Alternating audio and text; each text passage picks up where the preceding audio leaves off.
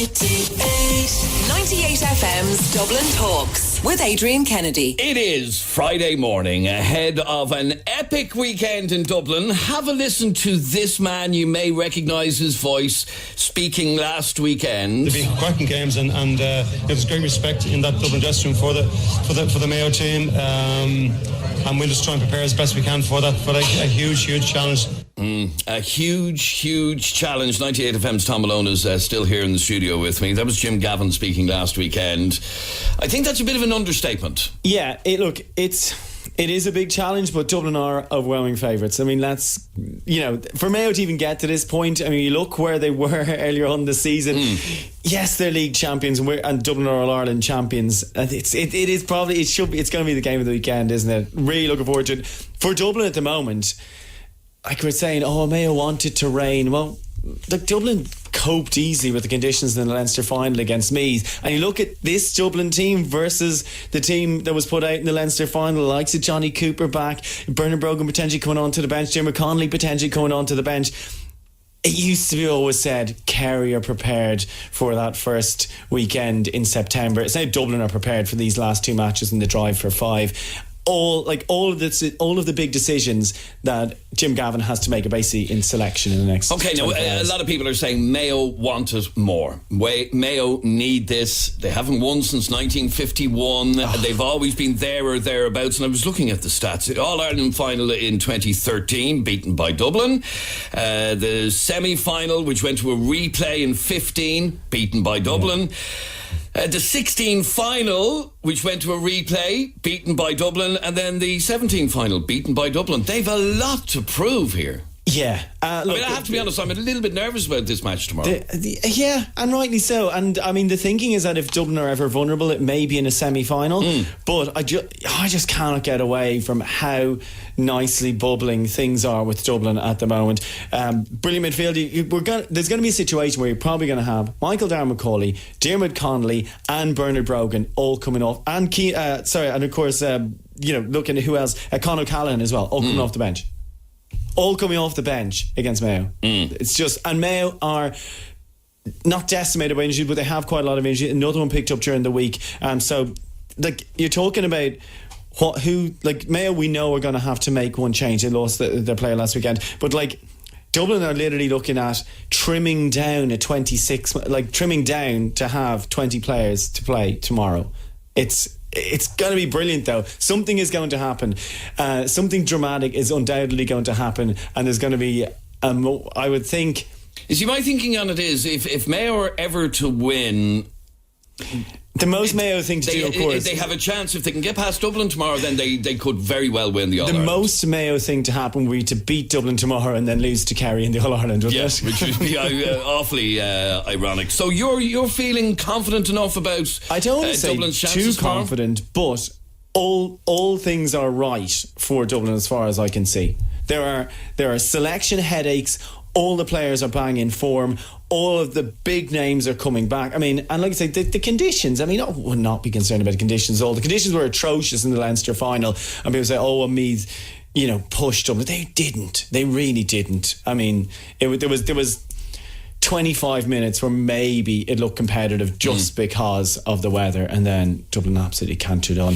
I mean, the other thing as well, we go back to the league meeting means nothing, and Dublin absolutely hockeyed Mayo that day. But Henley made about 4 brilliant saves that night, so it could easily have been another 10 or 12 points on top of the score. Look, this Mayo team are what they are, and they are legends in their own right, but they are serial underachievers. And we are looking at 2 away from the drive for 5, or will it be the end for the curse? It's such a brilliant pair of storylines clashing tomorrow. It really is.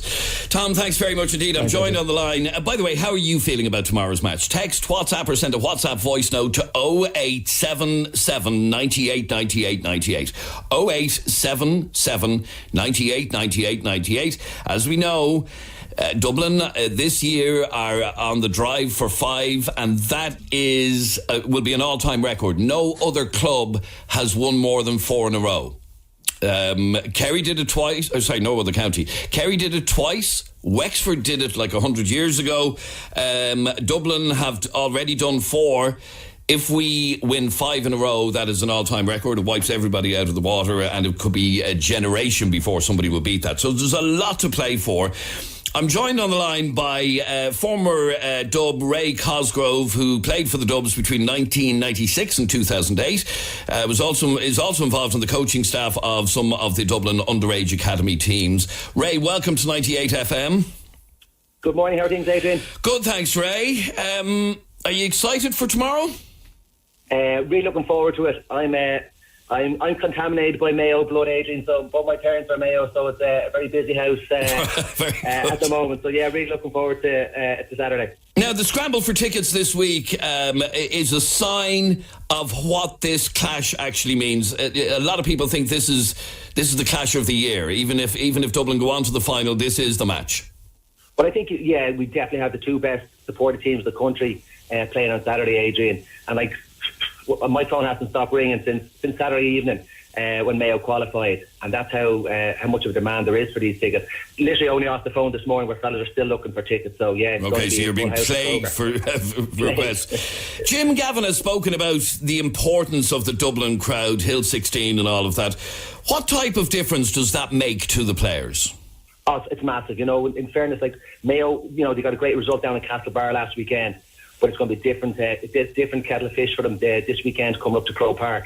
It is Dublin's home, Adrian. So they're very accustomed. They're used to playing in Croke Park. And then once you're playing at that Hill 16 end, Adrian, it drives you on that, gives you an extra couple of percent, which they won't be found wanting for tomorrow. The lads know they're 2 games away from making history. They're on the cusp of greatness, and I think their year has been tailored for this weekend. I think all the training has been targeted for peaking this weekend, and then obviously on September the 1st if they get over Mayo the weekend. Now, the last time, the rivalry in this decade has been very intense between Dublin and Mayo. The last time they beat us was in the semi-final back in 2012. We won in 2011. We were obviously hoping to win in 2012, but Mayo beat us in the semi-final in 2012, went on not to win. But that rivalry has been very intense. We've had All-Ireland semi-final replays, All-Ireland final replays, and the last meeting in the final was 2017. So the rivalry's been very intense, but Dublin always come out on top. Could this be the year for the upset? Because, like I said, I'm feeling a bit nervous about tomorrow's match. Well, Adrian, I go back as far as 2006, where I was involved with Pillar Caffrey. We were 7 points up midway through the second half that day, and we end up getting beaten. So, the rivalry goes back even further than that. Mayo have run Dublin very close, as you mentioned, over the last couple of years. They've ran them to a point or two in a couple of the All-Ireland finals. So, yeah, it's going to be a very, very close contest. But I think Dublin have all the aces in their hand. They were in a position where they could rest all their top players last weekend, so to be fresh for this weekend. Mayo have played, I think, 6 in the last 8 weekends and did a very tough game against Donegal. So, listen, you can never write off this bunch of Mayo guys. You have to show them the respect that they've earned by, getting back to another All-Ireland semi-final. And, for all the romantics out there, it could be the turn for Mayo to turn Dublin over on the drive for 5 on the cusp of making history. But it'll be a massive. They'll need everything to go right for them, Adrian, tomorrow. But I think Dublin are going to be. I think they're going to be primed to get the job done. Now, one of the most talked about players on the squad has to be Dermot Connolly. Made his first appearance for Dublin in a couple of years last weekend against Tyrone. What do you think about his return, and do you think he's going to start tomorrow? Yeah, listen, I have to be very honest. I was a little bit surprised when I seen Dermot coming back into the squad. I've played with Dermot over the years. He's an exceptional footballer. He's probably one of the best players Dublin have produced in the last decade or 2 decades. So, yeah, listen, he probably, for a guy that had missed 2 years of inter-county football, Adrian, I thought he acquitted himself really well last weekend.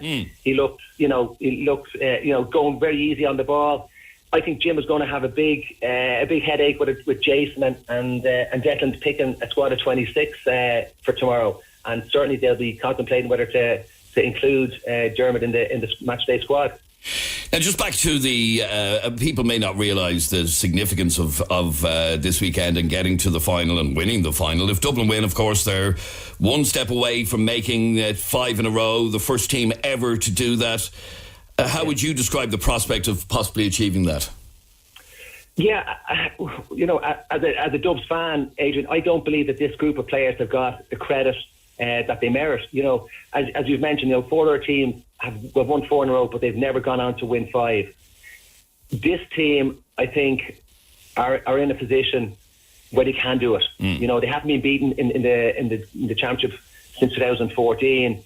I think they're a phenomenal bunch of players. I know there's a lot of talk around the money that the GAA give Dublin for games promotion in the capital here, but I don't think that the players get enough credit. We have a bunch of players that, when we look back, will be some of the greatest players that have ever played the game. So, yeah, it's great, and I hope I hope we go on and win 5. Yeah, if any team is capable of doing it, it's this team. Absolutely, without a shadow of a doubt. And they've proved that, I don't know, their run through their history-breaking record through Leinster. They went 32 odd games unbeaten throughout, there a few years back. So yeah, they've done it all. The only thing is they need to get over the line on Saturday and then prepare for a semi-final again. For a final against either Kerry or Tyrone. And finally, actually, Ray, Kerry and Tyrone on Sunday. Who do you see coming through that?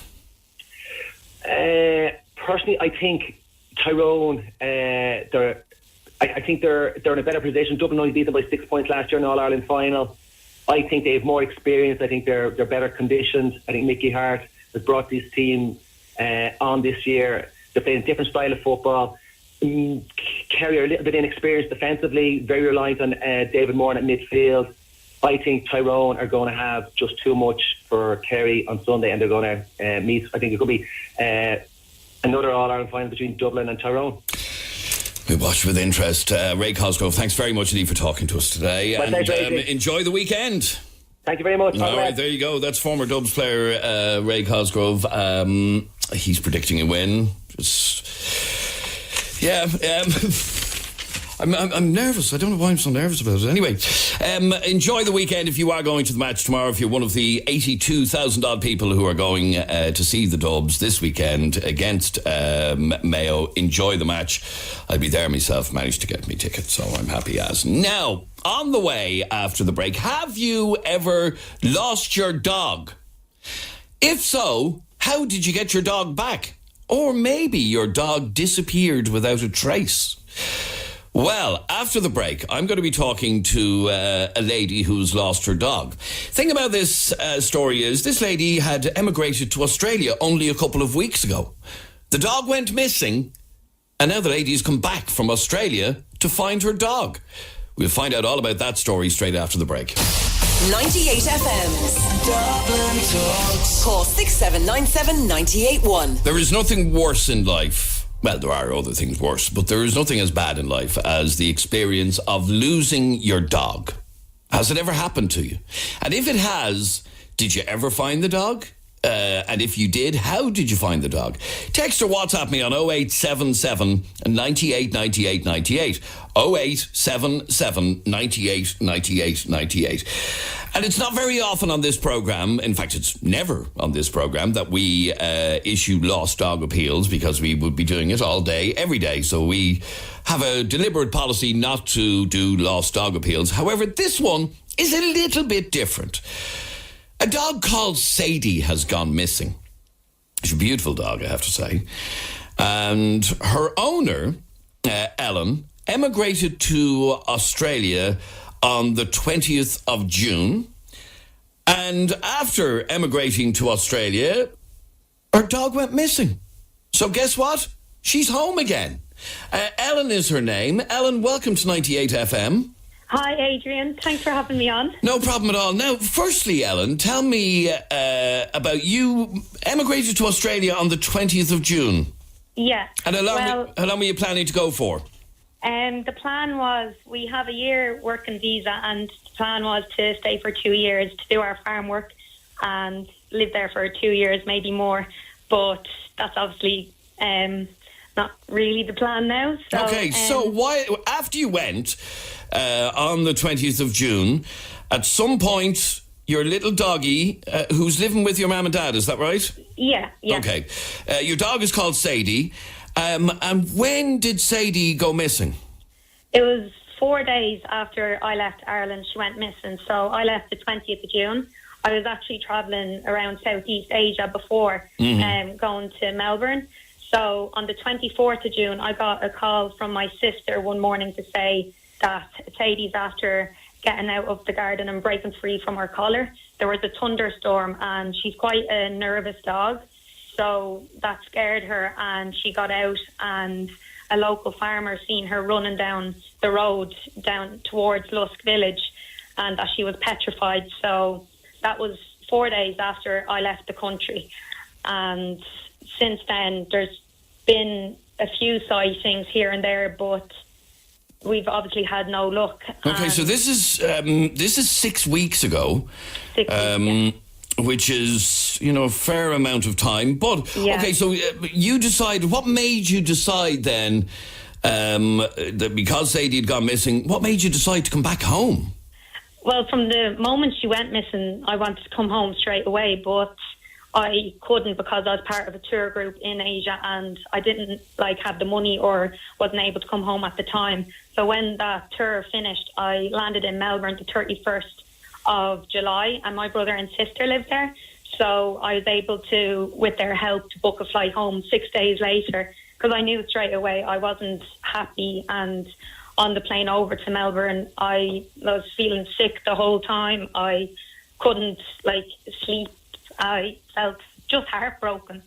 So I knew from then that I had to come home to find Sadie. Yeah, and at this stage, it is 6 weeks, it's a long time, but for my own, I don't know if it's closure, or I wanted to be a part of trying to find my dog and contributing to looking for her, because I'd never forgive myself if I just stayed in Melbourne. I'd always think, what if I came home and I found her? What if? Now, people have been amazing. People have reached out, people have been looking the whole time, but it's something that I have to do for myself if I ever wanted to move on or to properly grieve for her being the worst case scenario. Rather than just give up on her. Exactly. Okay, yeah, so tell me a little bit about Sadie. She's obviously a dog that has your heart. Yes. How long have you got Sadie? Nearly 3 years now. She'll be 3 in October, and she's a little dote. She's a Shetland sheepdog, so she looks like a lassie dog, but she'd be a lot smaller. She's about knee length, or knee height, I should say. And she's such a sweet temperament, but she is very timid and shy. So a few times when people did try to catch her when they seen her, they couldn't ran. because she ran. Yeah.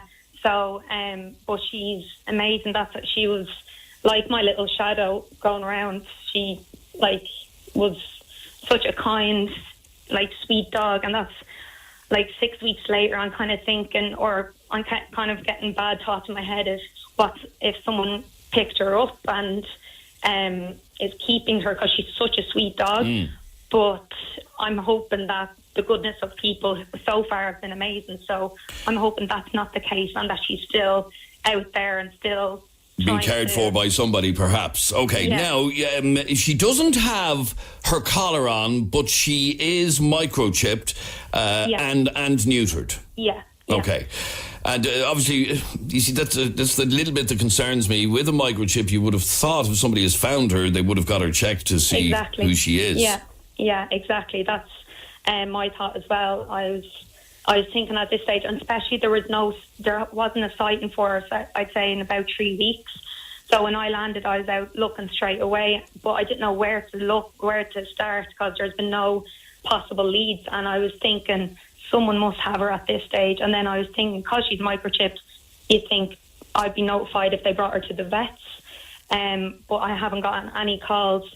But I did, I got a bit of hope again yesterday. I was hanging out posters in my local area, Lusk, and a really kind man approached me to say that he's seen a dog very like Sadie in the Ballybuckle area from if you're local, it's White Agri down to Colcott Lane and leads into Ballybuckle. And he said he's seen a dog very like Sadie, that height, running up the road and into a field. So I'm a bit hopeful that that could be her, because no one was with her, and she looked frightened. So I'm hoping she is in that area now. Now, somebody just texted in to say, I know it sounds mad, but maybe Sadie went looking for her owner. I know, yeah. It happened to our dog years ago, and he turned up 2 or 3 weeks later, made his way home from the country. Okay, but the thing about this dog is... she is microchipped, she's neutered, and hopefully, somebody has her somewhere. Yeah, and that's what I'm hoping as well, that there's so many good people out there that they're either looking after her or keeping her safe until maybe hopefully they do bring her to the vets, or they do hear my appeal today to bring her home because she's so missed. God, you sound broken-hearted, Alan. I am, yeah. It's been hard. It has been hard. But, yeah. Okay, so tell me exactly where she went missing from. So I live on the old Belfast Road, the R132. It's from Blake's Cross to Balbriggan direction, let's say. And we're in Corduff. It's just outside Lusk Village, just a little bit outside. And we live there, and she got out, and the farmer seen her running down the main road to Lusk Village, and then that day or the day after, she was spotted in Lusk Village at Centra in Dun Emer. So that was the last positive sighting of Sadie, and since there's been a few possible sightings of her, there's a running club in Lusk, and then there's a garden centre on the Lusk to Skerries Road. She was sighted there. And then the last sighting I got up until yesterday was that a woman seen a dog really like her in the Balrudgery area, which is just outside Balbriggan. And it is possible for Sadie to get to these areas through fields, because there's a lot of fields around the area, and she's quite scared of cars, which is a good thing because she'd stay away from the roads and that, yeah. Yeah, and... Okay, obviously the worry is that unless somebody took her in, the chances of her surviving 6 weeks on her own in the wilderness isn't great.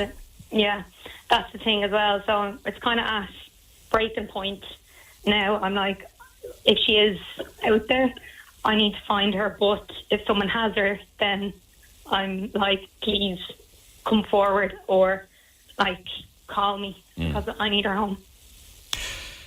And I have to ask this question, will you go back to Australia? Well, I left my boyfriend there, so I think I'll have to go back at some stage. Point. Yeah. When is that some stage, do you think, if you don't find her?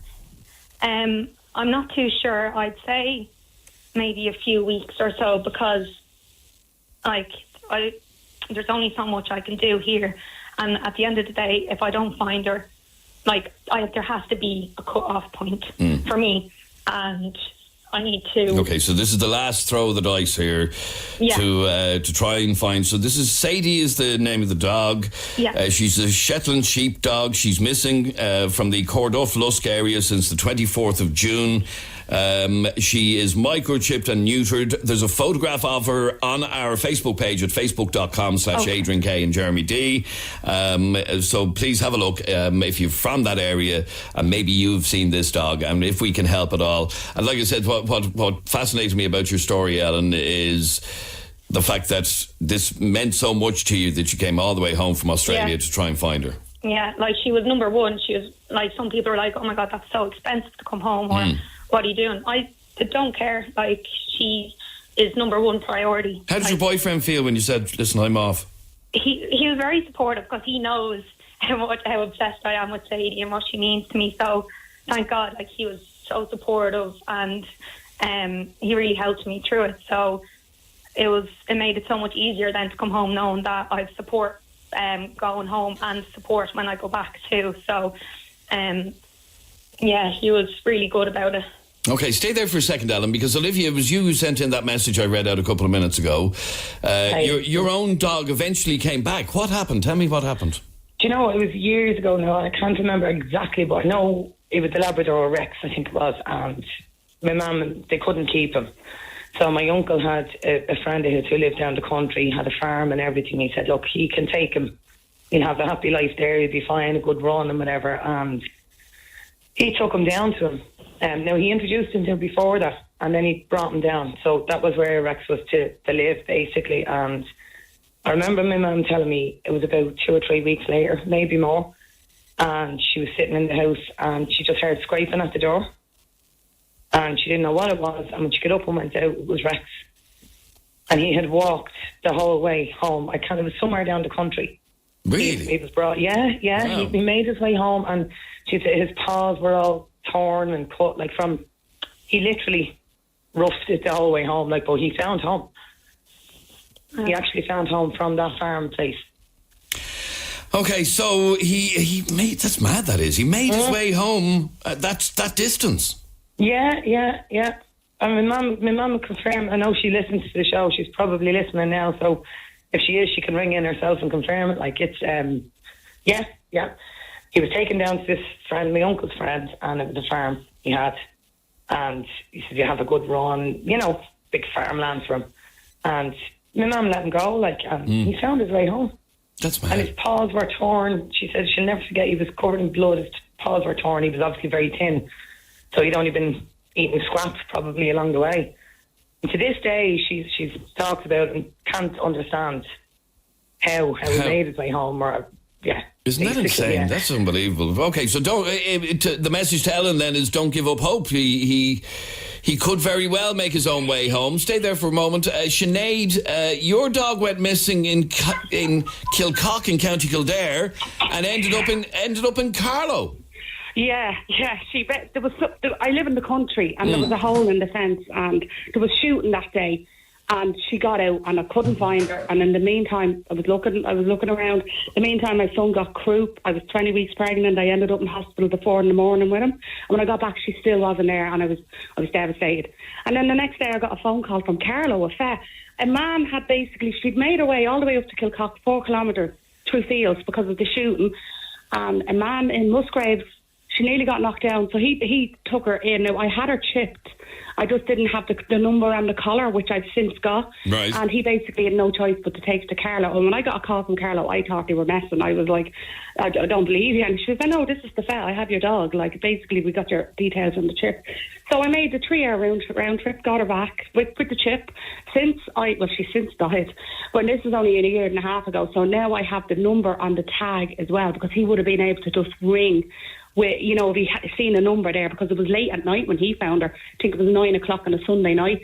And I've since obviously fixed the holes in the fence as well, and basically my dogs now have a phone number. They're chipped and they have a phone on their collar. But the unfortunate part with Sadie is that she actually got out and basically got her head out of her collar. Is that right, Helen? Yeah, she did. I had that little tag on her as well. But no, I have since that. I've found dogs as well, and the first thing I do is bring them to the vet, and if they're chipped, I've gotten them back to their home, because some people probably wouldn't bother going to the vet. Just because I have pets myself, I'll go to the vet and I know they scan the chip and you get the details then. I've done that with a few, because I'm in the country and I found a few animals and got them to home like that. Do you know what I mean? If I seen a dog stray, I take her in. Do you know what I mean? I wouldn't just leave it. So, but that was because of the chip. That's what I did. And not only that, I had my 2 dogs chipped with the vet, and only for I said, check their 2 chips. One of them was registered and the other wasn't. And I'd done them both at the same time. My husband had done them both at the same time. So one of them didn't even have the details of that we'd input, and I got her updated. And it was actually her that went missing, that the one that was updated. So even though you think they're, But Ellen, in Sadie's case, her tag would be up to date, would it? Yeah. Right, okay. So if anybody brought her into a vet, it would tell your name and your number and and everything else, and even her name. Yeah, straight away. Let me just squeeze in 1 or 2 more calls. Just up the road from you, Ellen, in Balbriggan is Pamela. And Pamela, you lost your dog for 3 weeks. Yeah, what happened was he got out and he ran off, right? Mm-hmm. I hadn't a clue where he went to. We were out night and day looking for him. But anyway, what happened was we decided to do posters. And we put pictures and the phone number and the whole lot. We stuck them in every shop that we could think of. And the vets, right? And what happened was we kept getting prank calls from guys saying, we found your dog, he's in the pub, do you want to talk to him? And he'd start breaking down the phone, right? Yeah. We were terrible upset. So what happened was, when we were at the putting posters up in the vet, and what happened was we got a phone call about 3 weeks later from this man in Swords, and he says, we picked up a dog in Scaries, right? Now, I live in Balbriggan, with no idea how the dog got to Scaries. But anyway, he says, can you describe him? And I described the dog. Now, he was actually been in the vets, and he had seen the poster, right? He was getting pups and vaccinated. He had pups. But anyway, he says, can you describe the dog? I says, yeah. So I described the dog and the whole lot, and he says, it sounds like him. So I says, well, I wouldn't have any way of getting into Scaries or into Swords to collect them. I says, I have to wait. My husband comes in. Mm. So he says, I'll tell you what, I'll bring him out to you, and if he's yours, I'll fine. He says, but if it's not yours, I'm planning on keeping him, right? So we brought the dog out, and it was him. It was him. And we were that was after 3 weeks. After 3 weeks. But I just saying to that lady that the best place to put the posters or whatever up is the vets. Because at least you know that... Have you done that, Ellen? Yeah, there's posters, I'd say, all over the North County. Yeah, right. There's posters everywhere. So hopefully that's hopefully is right. Well, look, it's out there. Unfortunately, that's as much as we can do. Get people to look at our Facebook page, have a look at Sadie's photograph. She's missing from the Cordoff Lusk area in North County Dublin, just off the R132, the road to Balbriggan, between Balbriggan and Swords, the old main road. And she's microchipped and neutered. And if you've any information, please get in contact with us. Ellen, I wish you well. It's awful to hear somebody so heartbroken. I know I would be myself if either of our dogs went missing as well. Yeah. And travelling all the way home from Australia to try and find her. I hope it's worth having come home from, and something turns up about Sadie. Thank you so much, and thanks for having me on. I really appreciate it. No problem at all, Ellen. Thanks very much indeed. As I said, we don't tend to do lost dog stories on this programme, but when I heard a woman was so broken-hearted she came all the way home from Australia to try and find her dog, I thought we have to talk to her. You're listening to 98fm's Dublin Talks. This is Adrian Kennedy with you until midday today, and it is Friday. And with it being Friday, it's time for Good News Friday. Now, Good News Friday is where we ask you to share with us some good news story from your world. Something that is happening in your life right now that is just great news. Now, it can be something really, really small or something mega.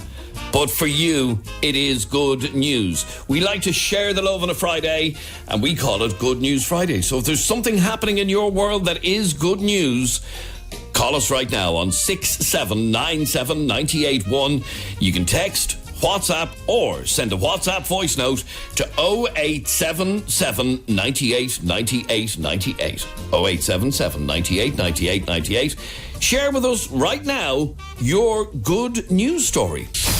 98FM's Dublin Talks. Call 6797 981. It's Friday morning, and every Friday at this time we bring you Good News Friday. Good News Friday is the part of our show where we ask you to share with us the good news from your world. This is something that it can be really, really, really small, or it can be something major and very significant. Whatever it is, we'd like you to share with us your good news story. Now, we We always start our Good News Friday with young Mr. Dixon, young Master Dixon, but we've had issues all week with young Master Dixon. Our Jamie, yesterday afternoon, tried to make contact with Luke, and he sent him this WhatsApp voice note. Luke, hello sir. We're just out of our production meeting here for tomorrow's show, and we insist that you must provide your Good News Friday tomorrow, or you will definitely be replaced by another child. So please hurry up. Thank you. Okay, there you go. So after hours and hours and hours, we got this reply. Stop being annoying me. I'm on holidays. I'm trying to get a suntan here. So as you can see, he wasn't really playing ball, but eventually he came through. Here is young Master Dixon with his good news. Hi guys, good morning. I can't stay long because I'm sitting by the pool in sunny Spain. Hola amigos, and we're having a great time. I got toys and shooting rockets up in the sky and in the pool and going to shops, and my mum and dad loved the cute shops with all the fans and the little doll things and the baby things and the I made lots of friends at the swimming pool and the pub. I have news. Daddy got really angry one day because people keep taking the sunbeds at the swimming pool. And Daddy had nowhere to lie down and have a tan. And he kept saying, bloody tourists taking all the sunbeds. Anyway, guys, I have to go now back to the hotel. Adios, amigos. Isn't that lovely? That's young Master Dixon with his good news. What is your good news story? Share it with us right now on 6797981. Text, WhatsApp, or send a WhatsApp voice note to 0877 98 98 98. What is your good news? Luna is on the North Circular Road. Luna, welcome to 98 FM. Hello. How are you, Luna? Luna, what is your good news? I'm picking up my new car today. New to me, anyway. Isn't that fantastic? Yeah. Now, what sort of a car are you getting? It's a Qashqai. It's a silver Qashqai. Oh, lovely car. And second-hand or brand new? Yeah, it's second-hand. It's 161. So 161, okay. So it's only 3 years old. And it's new to you. And is it brand new compared to what you were driving? Well, no, it's up 3 years, but I've had a Corolla for years. I've always kind of had Corollas. So I'm just happy that it's a kind of a high-up car. It is. They're a fine car, actually, the Qashqai are. And that is your good news. What time are you picking up your car at? I'm actually at the garage now. Oh, are you? Swap over cars, yeah. Excellent. Well, that is fantastic news. And thank you for sharing your good news with us. Okay, thanks you. Luna. I'd like to hear from you on 6797981. Text, WhatsApp, or send a WhatsApp voice note to 0877 98 98 98 with your good news. Tom was on to us fairly promptly with his good news. Hi, Adrian. Tom here.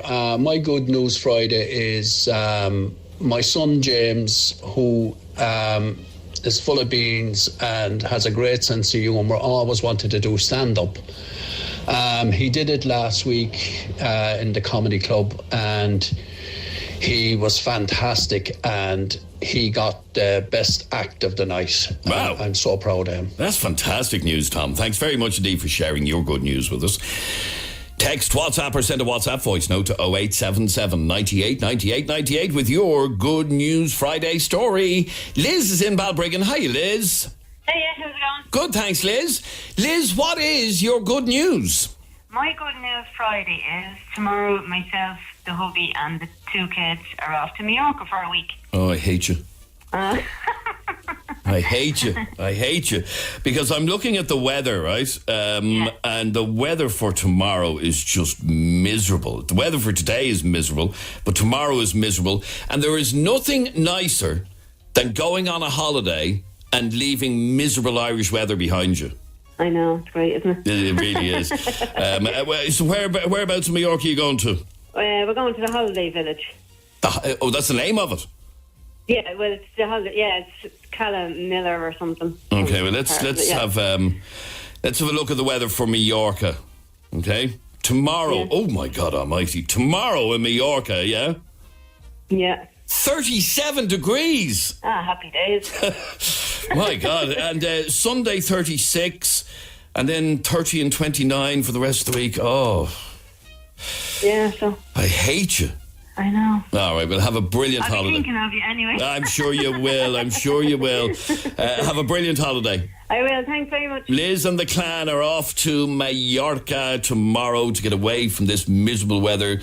What is your good news story? Call us now on 6797 981 or text WhatsApp or send a WhatsApp voice note to 0877 98 98 98. Kieran has some good news. My good news is that last night I made my girlfriend dinner for the first time and she loved it. So now I'm going to be a chef because I'm elite at cooking.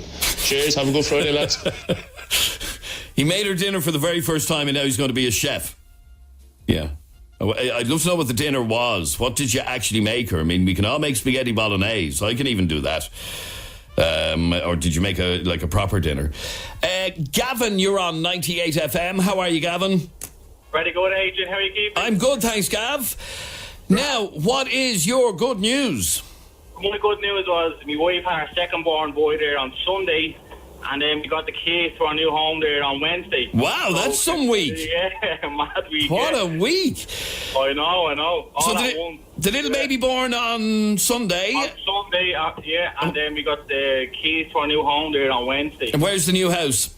In Clondalkin. In Clondalkin, very good. And the little boy's name?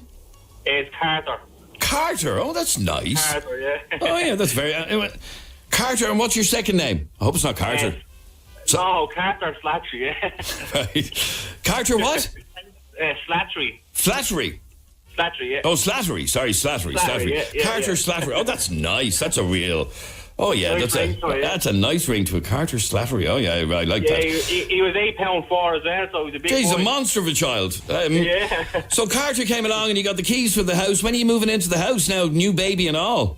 Oh, we have a lot of work to be done, so just getting as much done as we can with the house now. So we probably will be moving in to about 3 months, I'd say. Right, okay, but you've got the keys, that's the main thing. We have the keys, yes. We're just staying home mothers now for another 3 months, so if you'll have us. All right, well, the very best of luck, and congratulations on both the baby and your good news about the house. Thanks, Gav. Thanks, Adrian. What is your good news story? Call me on 6797 981. Ray has some good news, I think. My good news Friday is the Premier League is back and Liverpool are playing today. Of all teams, my favourite. Woohoo! Happy Friday. Liverpool are playing Norwich this evening, and yeah, the football season is back. Stephen also has some good news for us. My Good Friday news is I'm off to Germany by car on a road trip with my wife for my 40th. Can't wait. Looking forward to it. Boats sailing tonight. Thank God. No. Now, I've often thought of taking my own car to the continent, but I'm too bloody lazy. I just hire a car when I get there. Anyway, Stephen, that is great news. A road trip around Europe. It's on my bucket list of things to do, I have to say. I don't mind driving when I'm away. So, yeah, it's on my bucket list. Joe, you're on 98 FM. How are you, Joe? Not too bad, Adrian, yourself? Good, thank you, Joe. Joe, what is your good news? My good news is after a week of having a baby, we actually gave him a name. Oh, right, okay. So, what's the name? I can't really say just at the moment because all the family know, but believe you me, I'll tell you first thing Monday morning. Right. And why, is it a big announcement? No, it's just that not all the family know, so I don't want to be saying laugh on here when all the family And come here. What took you so long to pick a name?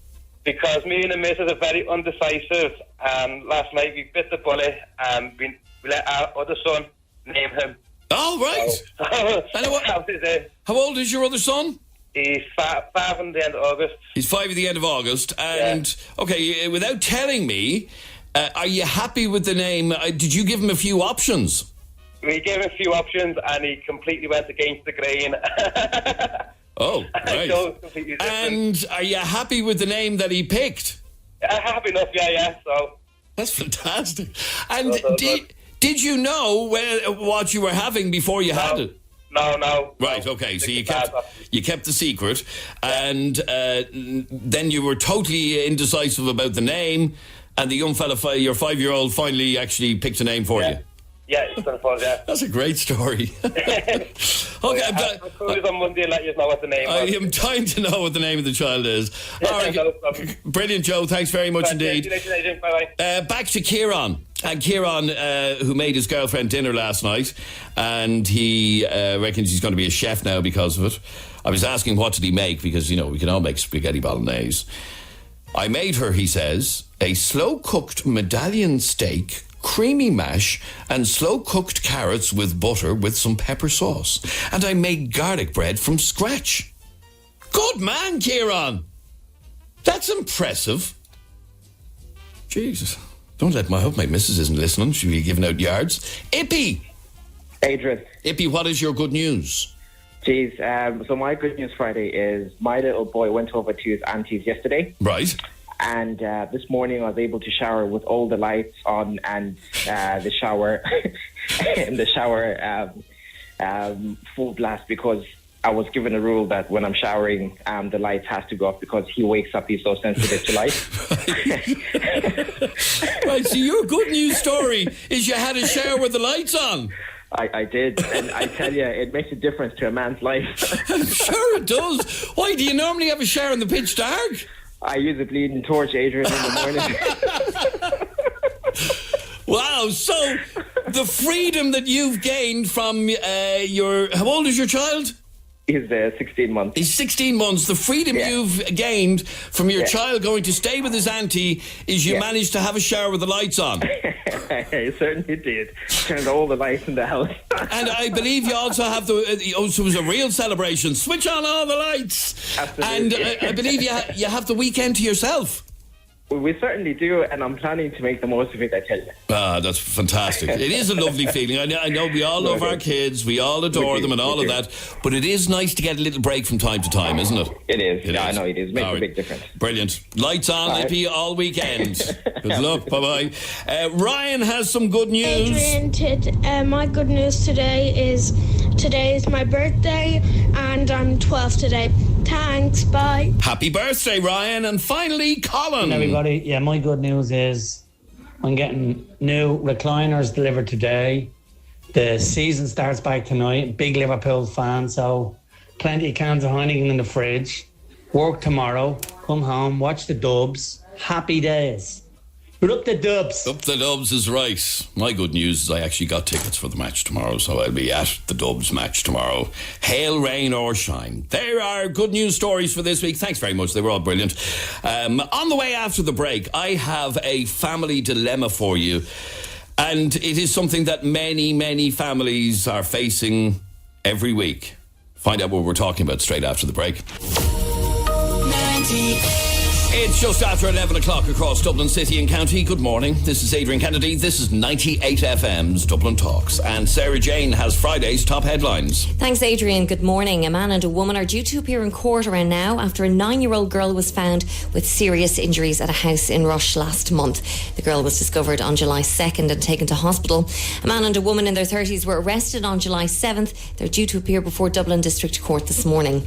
Police in Malaysia are set to provide an update on the missing Irish teenager Nora Quarren.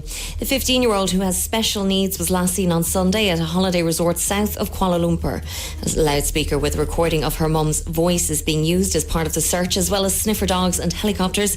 Her family maintain that she has been abducted. And campaigner Vicky Phelan says it appears no lessons have been learned in the way risks are managed in relation to cervical screening. It's the first time she's commented on the latest controversies to the service. In a series of tweets, she said, "We need to take women's health more seriously. Now you're up to date on 98. The sound of the city. 98FM's Dublin Talks. With Adrian Kennedy. Now, good morning. I hope everything's good with you. I have a bit of a dilemma for you, and I know it is something that many families are facing. It's a wedding dilemma that could cause massive family drama. We've been contacted by a lady called Kaylee, who sent us in this email and really wants to hear your advice on it. And when I say her name is Kaylee, that's the name she's using because she doesn't want to specifically identify this particular family because of the issue that they're having. Okay, have a listen to this. And I want to know whether or not you've had to deal with something like this. And if you did have to deal with it, how did you deal with it? Okay. I'm sure it's something a lot of your listeners who have gotten married have had to deal with.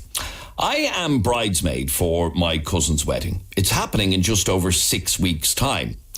Now, instead of looking forward to her big day, for the last few weeks, my cousin has been worrying non-stop over where her family are going to sit on the day. Her parents are divorced. Her dad is remarried to a woman he's been with for over 5 years, while her mum has not yet met anyone else, so is single. Herself and the new wife don't get on. My cousin's mum has requested, shall we say, that the new wife doesn't sit in the front row at the church, and it should just be immediate family there, just siblings and parents, no partners.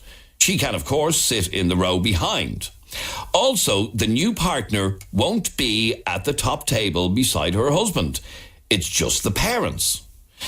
My cousin hasn't brought this up with her dad yet and is terrified it's going to cause massive drama on the day itself. This gets worse. Okay, here. Listen to the rest of this. She obviously doesn't want to hurt anyone and is just trying to make sure everyone has a good day. I feel really sorry for her being in this position, and I'm not sure what the best advice is to give her. Is it fair enough to ask the new wife to sit in the second row and also not at the top table? If anyone else has had this issue with parents and new partners at weddings, please give us some advice. Thanks very much. And that is from a lady called Kaylee. So Kaylee is looking for your advice on this one. And we'd love to hear from you if you've separated parents. How did you deal with things like this on your wedding day or any major family event, christenings, birthdays, whatever? Is it complicated when new partners are involved? As the child in the situation, can it be hard trying to keep everyone happy? As I said, this is a dilemma that more and more families are having. Blended families, as they're now called. I know it's something that I will undoubtedly face at some stage in my life, if and when my own kids get married. How do we deal with the whole thing? 6797 981 is our telephone number. You can text, WhatsApp or send a WhatsApp voice note to 0877 98 98 98. Okay, so the wedding is happening in 6 weeks. Mammy and Daddy are divorced. Daddy is remarried to a woman he's been with for over 5 years, while Mammy is single, and she's basically insisting that it is just her and Daddy in the front row in the church, and also her and Daddy at the top table, and the new wife plays no hand actor part in the whole thing. So she's kind of left there on her own, isn't she? In the row behind and not sitting at the top table. Is that fair on Daddy's new wife? Now, not just his girlfriend, it's his wife. Call me right now on 6797 981. Text, WhatsApp or send a WhatsApp voice note to 0877 98 98 98. And let me know, have you ever had to deal with something like this? I know an awful lot of people do. This is a regular occurrence at not just weddings, but all sorts of family functions, christenings and everything else. How do you cope at a wedding with a blended family? Although I hate that word, blended family. Anyhow, Karen, you're on 98FM. How are you, Karen? Good morning. How are we, lads? Well, Karen, happy Friday. Happy Friday is right. Not for this family, though. Oh, it's an awkward situation, but at the end of the day, I feel that Mammy Dearest is being utterly selfish. Your wedding day is supposed to be one of the happiest days of your life. Correct, yes. And this poor girl should not be put in the situation to choose between her mum and dad. And the question that I would ask is, if Mammy had a partner attending the wedding, would she be insisting on the same situation with the father's new wife? Okay, so you think that this situation is more complicated because Mammy isn't in a new relationship? Possibly.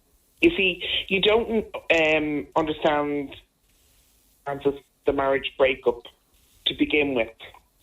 But is that really relevant? The fact is, they are broken up. They're obviously broken up many years because he's with his new wife 5 years now. They're married and everything else. So it's not something that only happened last year. Yeah, but at the end of the day, it could be a little bit of sour grapes on Mammy's part.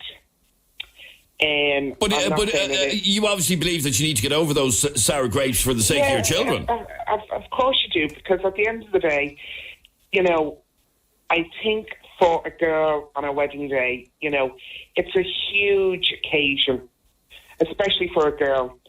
And at the end of the day, you know, Mammy just needs to put on her big girl's pants for the sake of her daughter on her wedding day.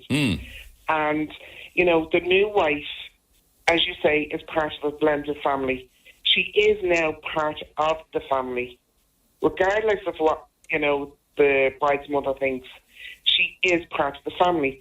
And if the stepmom has been, you know, good to the bride over the years, then yes, she should be entitled to have her as part of her wedding day. Okay, so this lady should be able to sit beside her husband at the front of the church and at the top table. Of course. She is now part of the family. It's a difficult one, though, isn't it? It's a very difficult one, but at the end of the day... But your main point is, if the mother in this situation was in a new relationship herself, would she still be insisting? And the chances are she possibly wouldn't. Exactly. Okay, stay there for 1 second. As I said, this is an issue that an awful lot of people deal with. Karen is saying Mammy needs to put on her big girl pants and get over it. But Jeanette has a completely different point of view. She says in a message to us, clear and simple, the people who give birth to you should be at the top table. If her dad doesn't get that, or the new wife, then screw them. It's their wedding day. It should only be their parents. Is it not that simple, Karen? I don't think so, because at the end of the day, it's her wedding day, so she should be, you know, made to feel that she can make those choices without, you know, offending or upsetting anybody. It's her day, and at the end of the day, like, life is too short for these type of shenanigans. And that's the understatement of the year. I kind of agree with that bit. Yeah. They should be more concerned and worried about their wedding day rather than who's sitting where. And I totally agree with you on that one. Stay there for a second, Karen. 6797 981 is our telephone number. Jennifer, you've a different solution to this, which I'm interested in. What is your different solution? My sister got married a number of years ago, and what she did was, and it was nothing to do with families or anything else, it wasn't in that particular situation. It was just a bridal party. So you had the bride and the groom, best man, and then bridesmaids. Right. Nobody else. So therefore, Mommy and Daddy, my parents are there, and that was it. But just Mommy and Daddy then sitting at the tables, individual tables, like in, you know, a circle of 8, and you have guests of that. So parents of one over on that table, parents of the other over on that table. Yeah. And was this because of a separation or divorce situation? No. Why did they make that decision then? Why not have Mammy and Daddy at the top table? Because that would be fairly traditional. It would, but it didn't happen. This wasn't for that particular wedding. So your suggestion would be don't have any parents at the top table? Yes, it's a simple solution. Then nobody's upset, nobody's irritated. And as for in the church, I know that lady hasn't made a huge impact maybe on the young girl's wife, on the other lad that's getting married. I get that bit, but the reality is, this is her dad's partner now. Yes, but not just her dad's partner, or dad's wife. But it's going to upset him and maybe other people that are part of that as well. Now, if the girl is getting married herself, if she decides that that's what's going to happen, then that's fine. Live with it and take the consequences. But there will be consequences if that lady is not allowed to sit at the top of the church beside her husband. Yeah. Yeah. Okay, well, the mammy has requested that the new wife doesn't sit in the front row of the church, and it should be immediate family there. She can sit... Mammy should put her daughter first. This is her day. Mammy had her day. She married the man of her dreams on that day. He didn't end up being her soulmate or whatever. Yep. But she got to do it. Why is she denying her daughter? So she should put her issues aside, but when it comes to the top table, they should possibly do what your sister did and have just the bride and groom and the bridesmaids and at the top table, no mammies and daddies at all. No mammies and daddies. What about the father of the bride speech then? But he could still make it without any bother. He's still the father of the bride. Right, but he can make it from his own seat. Well, that's what my dad did. Okay, stay there for 1 second. James, you did exactly this. Maybe this is the answer to these sorts of issues. You did exactly that as well. I done exactly the same thing as well, yeah. We had nobody up at our top table for the bridal party, and that was it. Right, so there was you, your wife, and... bridesmaids and best man. And why did you do that? Just wanted to do it. I wasn't going to have any arguments. Like, my parents were broke up, but they weren't seeing anybody. But I just, you know what? I'm not going to...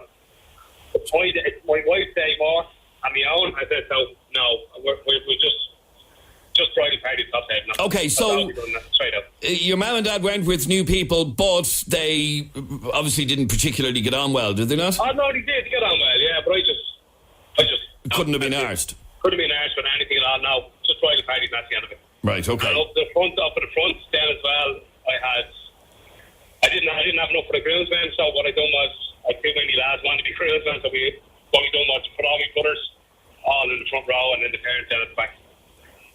I had a big family, so. Right, okay. So maybe that is the answer to this, to only have the bridal party at the top table and have mammies and daddies sitting elsewhere in the room. And as a matter of interest, your mum and dad, were they sat at the same table together, or were they? At the same table, yeah. Right. And how did that go? I think it was all right. Right. I don't know. Don't remember most of the night, but yeah. Yeah, typical man. Do you know that?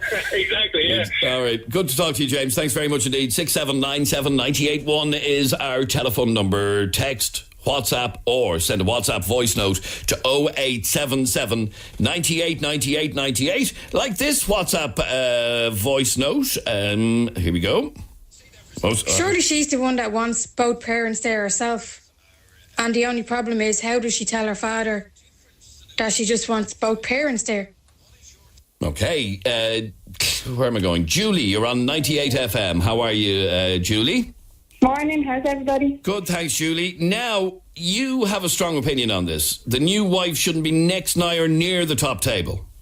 No, like, the chances are, if the girl is getting married, they're only married 5 years, she was probably nothing to do with the child growing up. Yeah. Why would she get at the top table? That's for, like, bridal party, as the other lad said. Or it's for immediate family. She's not immediate family, put her at the top table, not the top table. And, what, leave her sitting there in her own where she mightn't know many people? Well, if she's around 5 years, then she must know plenty of the other family. I'm sure she knows some, all right. Yeah, stick with it then. But this is Daddy's new wife. It's not just a girlfriend he's with 2 weeks. But she's daughter's new mammy. Pardon me? Not the daughter's new mammy. She's just Daddy's new wife. Yeah. So, like, I come from, like, I have a full family from a broken home. I just think that she's... So you have experience of this, have you? No. I'm from the opposite end of the spectrum, so my mum and dad are still together. Right. But I just think that she's not actually immediate family. She doesn't need to be at the top table. She's not part of the bridal party. Put her at the front table up with other family as opposed to at the top table. And what about the solution of just have the bridal party at the top table? And no mammies and daddies? Yeah, it's a good idea. That could be the answer. It's a workaround. I think it's the way it's not. She might want her dad at the top table. She might want her mum at the top table. And what about the church? What about the front seat? What about the front row in the church? She doesn't belong there either. She doesn't belong there. No, I'm not trying to be controversial, but she's not immediate family. She'll never be immediate family. Yeah, well, she's Daddy's wife. Only Daddy's wife. Only Daddy's wife. Okay, stay there for 1 second, please. 6797981 is our telephone number. Text, WhatsApp, or send a WhatsApp voice note to 0877 98 98 98. Claire, you're on 98 FM. Hi, Claire. Hi, I'm good. And you? Claire, you had similar issues at your 21st. Oh, I did, with my mum and my dad. It was absolutely dreadful. Come on, tell me what happened.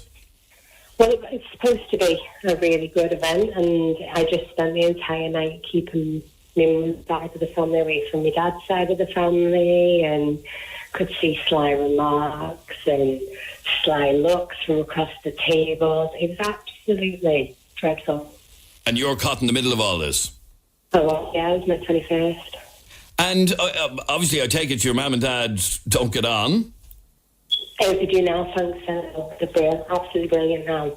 But no, this was on my 21st. They broke up when I was 15, so it was 6 years after the breakup. Right. And it wasn't very good. But the 21st was a nightmare. Horrible. I used to, after that, I wouldn't plan any events. But thankfully, they're good now. They're good. They'll sit in each other's company, talking. But it took a long time to get there. And are they now in different relationships? My dad's still with the lady he actually cheated on my mum with. Right. He's still with her. I think that's probably what's made it easier for my mum, because it wasn't just a flash in the pan. He's still with her. So, like, it sort of like makes up for the fact that he left. My mum's single. My mum's still single. They get on great. My mum even speaks to his girlfriend. So. Oh, right, okay. So they've built a bridge, basically. They have, yeah. Thankfully, yeah. But for the 21st, it was hell. Now, what do you make of this story? So in this story, Mammy isn't in a new relationship. Daddy is, and he's married to her. But Mammy is saying, I don't want her anywhere next or near the front of the church or the top table at the wedding. I don't think it's got anything to do with the mum who sits at the top table. It's not her wedding. For me, the mum should just honestly bite her tongue. It's her daughter's big day. You have to put your children's, feelings before your own. You have to. Okay. Now, after the break, I'm going to talk to this lady, Mary. Mary, you were telling us that you will not get married due to this exact problem. You there, Mary? I am. You're not going to get married for this exact reason? No, I will not, because Okay. I will have the exact same problem. Okay, stay with me. I'll talk to you straight after the break, okay? No problem, okay. 98 FM's Dublin Talks. Call 6797 981. And this is Adrian Kennedy with you until midday today. We're talking about a modern problem, and that is, what do you do when you're getting married if the mammy and daddy are separated, are divorced? And in fact, Daddy is actually remarried. That is the issue. Katie contacted us, basically, and you can do the exact same. Dublin Talks at 98fm.com is our email address. Anyhow, Katie got in contact with us. Her cousin's getting married in a couple of weeks. Her parents are divorced. Her dad is remarried to a woman that he's been with for over 5 years, while her mum hasn't met anyone else yet and is single. Herself and the new wife don't get on. She went on to say, my cousin's mum has requested, shall we say, that the new wife doesn't sit in the front row at the church, and it should be just immediate family there, just siblings and parents, no partners.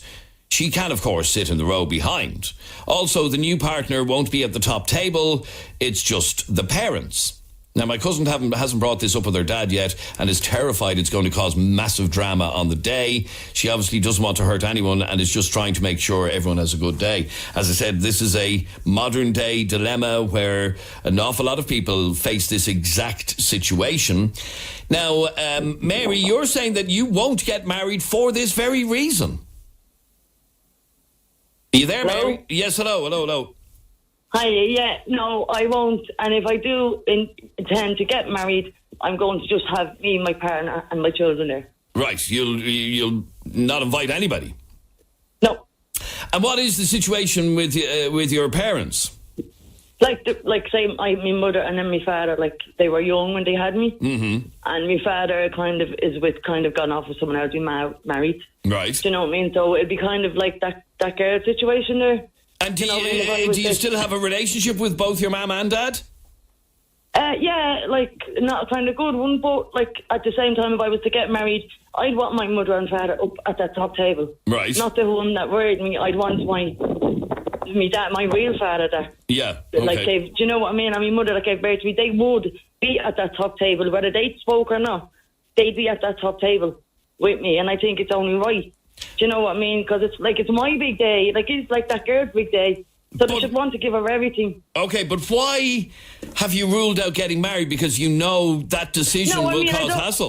Because it'd cause too much hassle, if you know what I mean. Because there's other they both have families, like, if you know what I mean. So it'd just be a big commotion, like, do you know what I mean? So it wouldn't be a happy day for me with them there. Do you know what I mean? So if I was ever to get married, I'd just get me, my partner, my children, and that's it. Because it's less hassle that way. Less hassle, yeah. Like, you know what I mean? I'd want to remember to have good memories. Mm-hmm. And if I did do it kind of that way, I wouldn't. I know there would be just killings and whatever, like, do you know what I mean? So rather than me to have a good day with me and my partner, and I just do it that way. But I do feel enough for that girl that's getting married, but at the same time, her mother and her father should be at that top table, and the husband's and to hell with the husband's wife or the daddy's wife. Yeah, I think she should sit back, like, in the second row. Like, she's not as if she's been put to the end. She's just put back into the second row. Like, she can still see her husband. Do you know what I mean? She's not put too far back. Yeah, okay, but stay there for 1 second, because Darren sent us this WhatsApp voice note, and he reckons that parents need to, he feels the exact opposite to you, Mary. He feels that parents need to move on for the day that's Adrian. in it. Adrian, I recently got married there, and to my partner, she has a son, he's 20 years of age, and I really dislike him to the point where I don't even speak to him. He was sitting at the top table, not a bother, and I done it all for the wife. So I think the old parents need to calm down, move on, and do it for their daughter as well. Just accept the day for what it is. Just accept the day for what it is. Emma, you're on 98 FM. How are you, Emma? I'm good. Emma, your sister was in exactly this situation. She was, not with her parents, with her fiance's parents at the time. Right. And they were separated. They've been separated for years. And they didn't speak. They could not stand each other. So we were always kind of like, you know, what way was this going to work for the wedding, because we didn't want it to ruin the day or anything. So for the church, there was no parents in the front row. It was the bridal party and the groomsmen, and that was it in the front row. Okay. His parents, you know, because they obviously didn't want to be near each other, they didn't sit near each other, but there was no issues, because like that, the front row was just for the bridal party. And at the afters, top table, again, it was just the bridal party. His mother was sat on one end of the room, his father was sat on the other end of the room. They couldn't see each other, they had their backs to each other, and that was it, because it's not about them. It's about the bride and groom. Okay, now, this is where it becomes a little bit unfair, because I'm assuming then that your parents were the father of the bride. They were, yeah. Or the father and mother of the bride, should I say. And they weren't at the top table. They weren't, but it made no odds to them. They were quite happy, because it was a small wedding now, so there was only kind of a handful of family members from each family that went.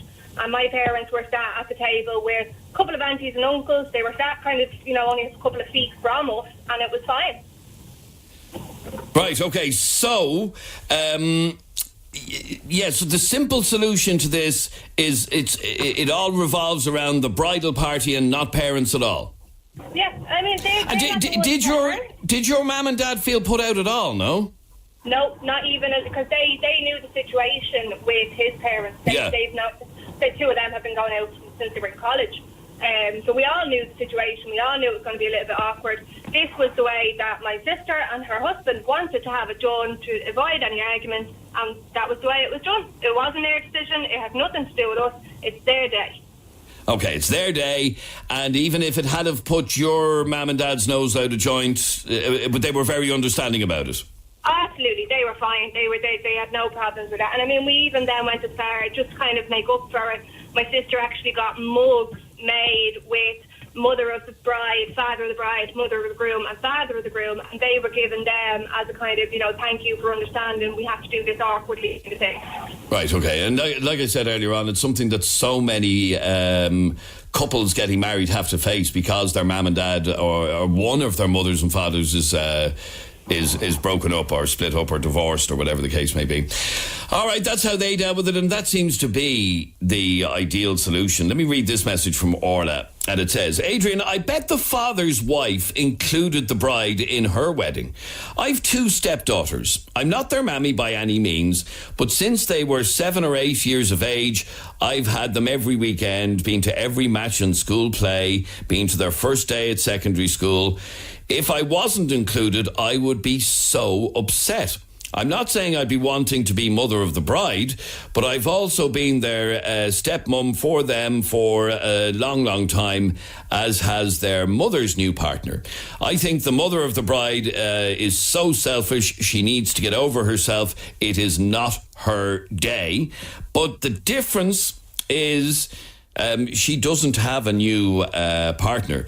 Steve sent us this WhatsApp voice note, has also been through this. How are you, Adrian? Myself and the missus got married there a few years back, and both her parents and my parents are have remarried.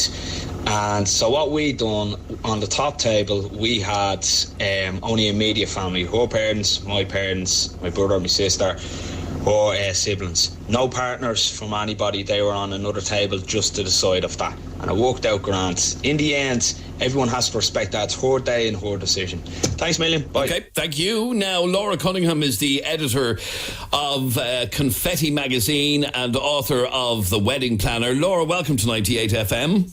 How are you? Thanks for having me. Lots of very mixed opinions on this one as to what is the right thing to do. What is the right thing to do, Laura? Oh, look, I mean, there's no right and wrong. I feel for them. There's always issues around weddings. And I mean, personally, coming from a very blended family, so we say I've been there and I completely get it. But I think the main thing to keep in mind, and a lot of your listeners have said the same, is that on the day, the most important thing is that the bride and groom are happy. And for the most part, everyone will have that mindset going in. And of course, they're under the glare of the rest of the whole extended family as well. So you'd hope that everyone's on their best behaviour and isn't going to kind of flare up too much. However, there are obviously things you can do to make sure that it all goes a bit smoothly. I think leaning on the whole etiquette and tradition thing is going to help these guys out in particular, because etiquette says that it is only parents at the top table. So potentially, their mum's not going to have to sit with their dad's new wife, and that's just etiquette, and it's not personal. And okay, so that is the etiquette. It is, yeah. I mean, it's often changed. I always say do whatever you want. Yeah, what if Mammy and Daddy barely talk to each other? They probably won't, but they probably, you don't have to sit them sitting right beside each other. And dinner isn't, it's only a small section of the day.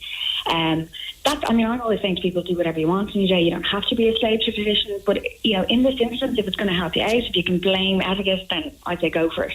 Now, the church thing is obviously a little bit different. And I got the whole front row thing. It's kind of bordering a little bit on petty for me. I think people need to zoom out and have a look at the bigger picture here. Like a couple of your other listeners have said, if you want to just do it, that it's just bridal party in the front row, and then it won't matter as much.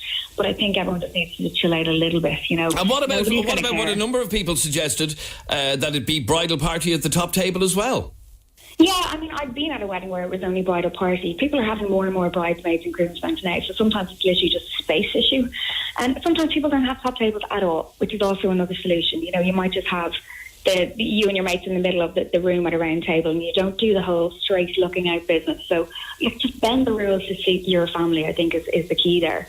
But the thing about it is that at the wedding day itself, apart from the actual dinner, you don't really see a huge amount of the bride and groom. They're busy, they're flying around the place.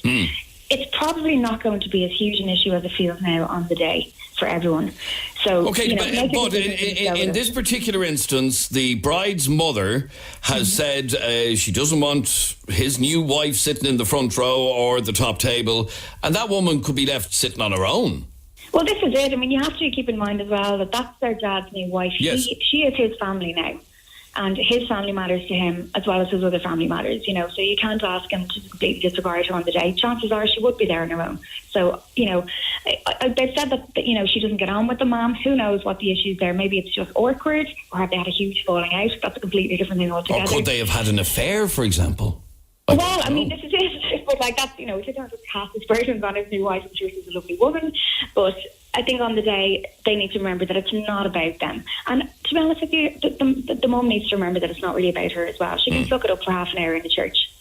Nothing's perfect is the thing. The family isn't perfect. It can't pretend to be perfect on the day. It's not perfect, but you know what? It's going to be wonderful. It's going to be full of love. Everyone's going to be crying, and they're going to feel silly for really worrying about this, I think. All right. Laura Cunningham, editor of Confetti Magazine and author of The Wedding Planner, thank you very much indeed for joining us. Finally, Jeff has what he claims is the ultimate solution. Adrian, I think that poor woman should just pack her bags and elope, save all that money and go on a massive honeymoon. Screw it. Forget the politics. Just go off and do what you want. I know, but an awful lot of people, whether your parents are separated or divorced or remarried or not, a lot of people still want that dream family wedding with all their family and friends there. And yes, while that is the solution to just shag off and get married somewhere else and to hell with all of them, it's not the solution for everybody, because a lot of people want that big wedding, want to have all the family and friends around. Kevin has another suggestion. Get the mother a date for the wedding. What, just set her up with somebody just so that she'll shut up moaning. And then one final message. Why get married is the real question. It's just a piece of paper. On that note, thank you very much indeed for all of your calls, comments, texts and opinions. This is 98fm's Dublin Talks. I'm Adrian Kennedy. We're with you until midday today. Now, it is Friday. And on Friday, we bring you Good News Friday and our Say What You See quiz. If you'd like to take part in the quiz, call us right now on 6797981. 6797981. If you'd like to take part in this week's Say What You See quiz, you know the idea of the quiz. We give you little clues. Now, I'm on my own this week because Jeremy's still off on his holidays. Well, I give you little clues of things that are written on cards here in front of me. And if you get them right, you get a point. If you don't, you don't. Okay, and the person with the highest score is the winner of our quiz this week. So if you would like to take part, call us right now on 6797981. Text, WhatsApp, 0877 98 98 98. If you'd like us to call you back, we will do that for you. Okay, so if you want to take part in this week's Say What You See quiz, call us right now on 6797981. 98fm's Dublin Talks. Call 6797981. That is the number to call for our Say What You See quiz. If you want to take part in the quiz, call us right now, 6797981. And if for some reason you can't ring us, you can send us a message to 0877 98 98 98 and we'll call you back. Some people have major issues with actually making phone calls these days. Anyhow, let's go. And we start with Gina. How are you, Gina? Hiya, how's things? Good, not a bother. Thanks, Gina. Welcome to 98FM. Now, Gina, it's me on my Todd this week. So, you know how this works. The person with the highest score is the winner. Okay? It's as simple as that. Are you ready? Yeah, I'm ready. Okay, you have 1 minute on the clock and your 1 minute starts now. Okay, this is the most famous and probably one of the first streaming services in the world. Apple? No. You can watch television programs and movies and all on it. Netflix? Netflix is the right answer. Here comes your next one. Oh, he's a footballer. Where's he from? He's from Argentina, I think. Ronaldo, is it? No. He's his second name is a little bit ruffled. It's a bit something. If something's all over the place, it's a little bit Messi. Yeah.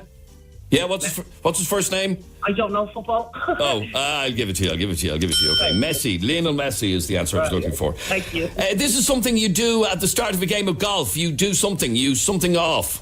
You tee off. You do indeed. You tee off is the right answer. This was a television programme back in the day that's basically set on a beach. Love Island? No, Fantasy Island? No, and they go rescuing people. Oh, Baywatch. Baywatch is the right answer. Gina, you got a score of 4. Oh, okay. It's all right. It's all right. Oh. Thank you. Thanks, Gina. Bye-bye. She's in the lead with a score of 4. If you'd like to take part, call us on 6797981, and the person with the highest score wins this week. Next we go to Megan in Kildare. How are you, Megan? Hello, I'm good. How are you? I'm very good, Megan. Welcome to 98FM. Now, Megan, I was going to say who would you like to play with, but sure, I'm on my own, so it's just me. You have a choice of me or me. I think I'll take somebody else. Okay, Megan, you have a minute on the clock to try and beat a score of 4, okay? Okay. And your 1 minute starts now. This is an expression for when you're very close to dying. You've something in the something. You're at that store? No, not quite. Okay, where do you get buried?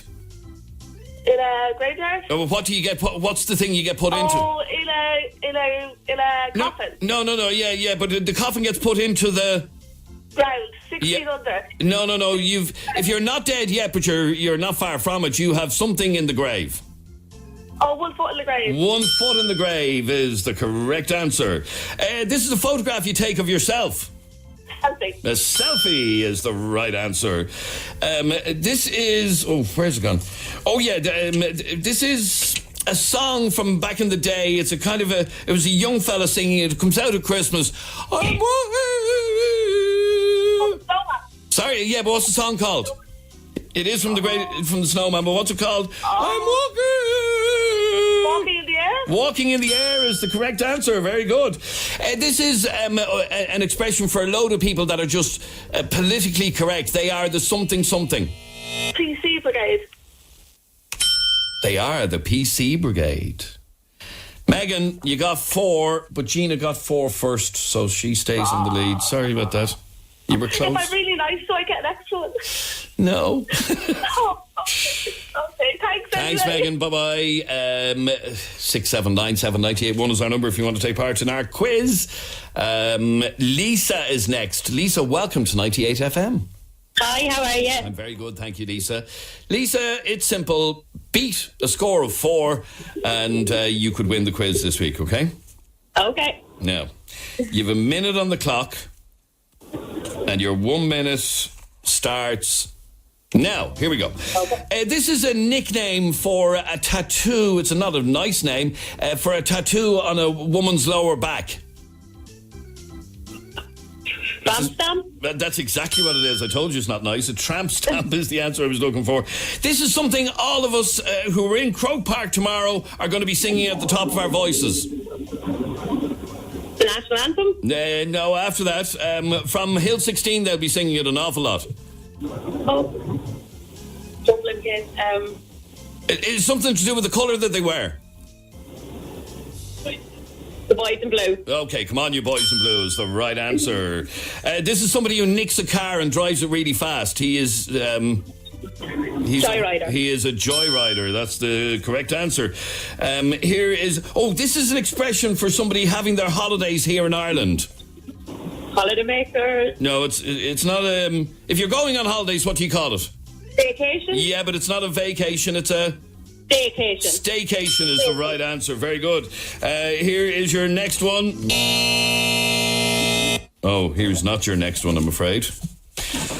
Lisa, you also got a score of 4. Okay. But Gina got it first, so Gina stays in the lead, I'm afraid. Okay, no problem. Thanks, Lisa. Bye-bye. Next, that's how it works, by the way. Them's the rules, because we were getting sick and tired of having tiebreakers. So the first person to reach the score is the winner, unless they're beaten. Okay, so Gina is still in the lead with a score of 4. Now, Peter, you're on 98FM. How are you, Peter? Good morning, Adrian. How are you getting on? I'm good, thank you, Peter. Now, 4 is the score you're trying to beat, okay? Yep. And you have a minute to do it, and your 1 minute starts right now. Here we go. This is somebody who's a hippie, and it's a nickname for... Tree hugger. A tree hugger is the right answer. Good man, Peter. Well done. Your next one, I know you did it, right? And I'm not going to give up. I'm like a something with a something. You're like a dog with a bone. I am exactly like a dog with a bone.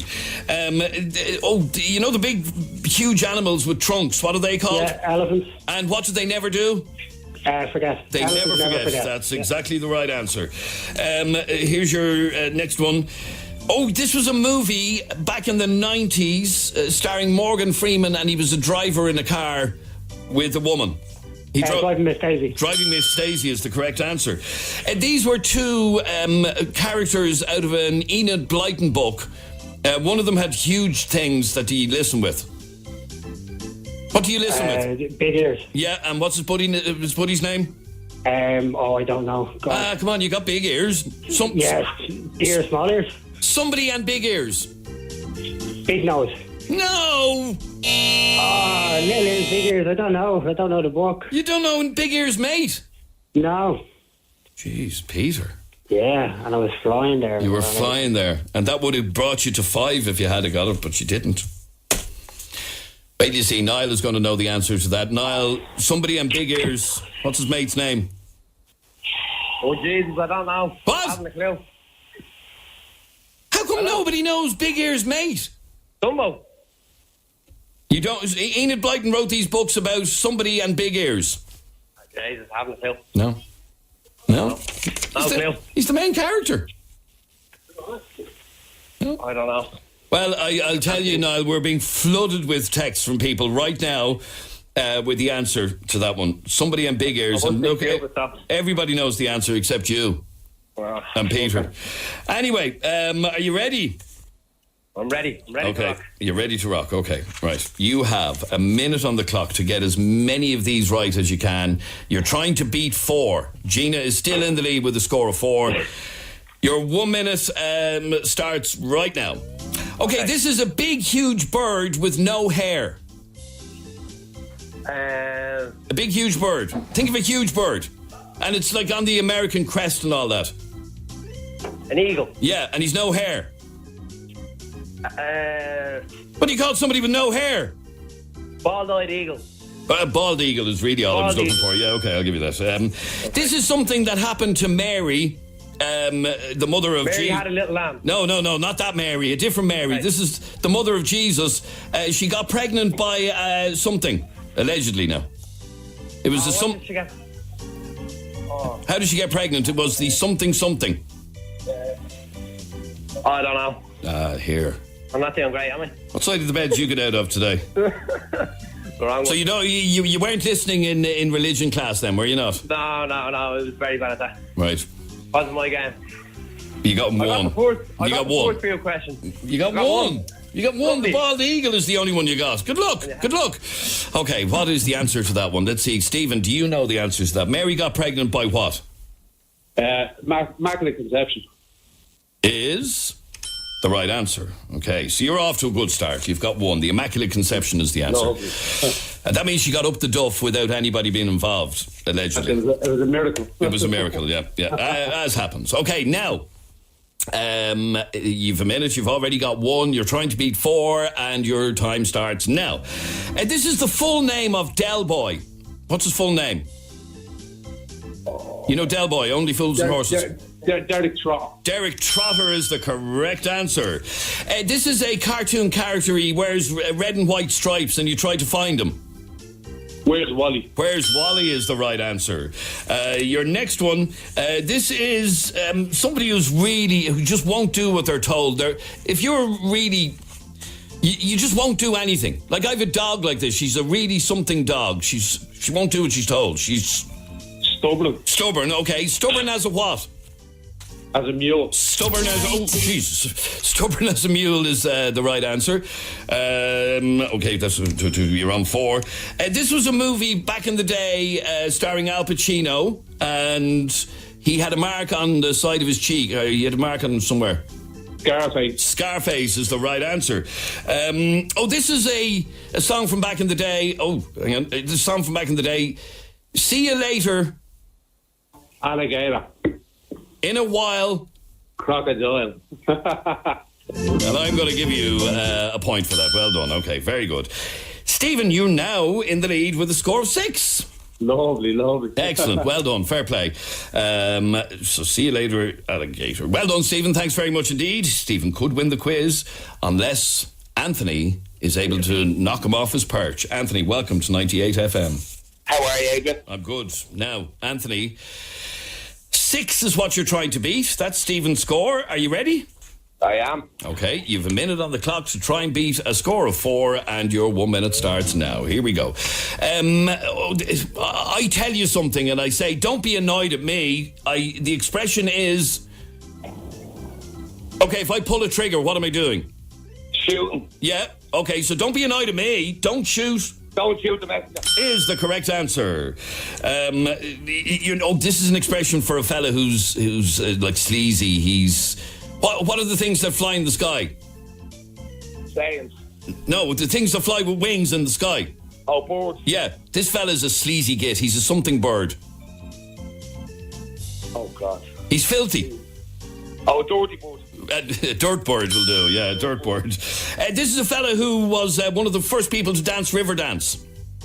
In fact, he was the first. Sorry? Michael Flatley. Is the correct answer. Here's your next one. This is a Disney production about a good-looking person and somebody who's a bit of an animal. Yeah, go on. Oh, Jesus. If you're good-looking, you are... Beauty and the Beast. Beauty and the Beast is the right answer. But unfortunately, it's still a score of 4, Anthony. Sorry about that. All right. Okay, we'll squeeze in one more. That's Jill. How are you, Jill? Hi, how's it going? Jill, you're trying to beat 4. You ready to do it? Yeah, I am indeed. Okay. Sorry, you're trying to beat 6, should I say? Sorry. I am 6, 6, yeah. Yep. Okay, you have a minute on the clock and your 1 minute starts now. This is something that Martin Luther King famously said. I have a dream. I have a dream is exactly what he said. This was the school in the musical or the movie Grease. High School Musical. No, it was in Greece. Oh, God, the name of the school. The name of the school in Greece. Gone. No? Name of school in Greece. Oh, my God. No. No, we can't move on. We have to get to that. Come on, give me something to work with here. Well, anything. It's a high school, so it's something high. High. It was on their jackets. Come on. Yeah. Ryvale High. Ryvale. It was Rye something, wasn't it? I'm on the Rye. Yeah, go on.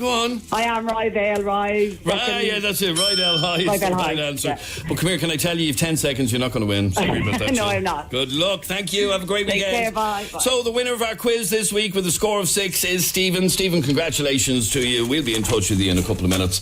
Well done. He won our quiz this week with a score of 6. Thanks very much indeed for listening. We're back again Monday morning at 10 a.m. If you want to contact us over the weekend, you can do it through email dublintalks@98fm.com, or you can send us a private message through our Facebook page, facebook.com/Adrian K and Jeremy D. Have a great weekend. We'll talk to you Monday morning at 10. Barry Dunn is next. He's got some great music lined up in the next hour, like these.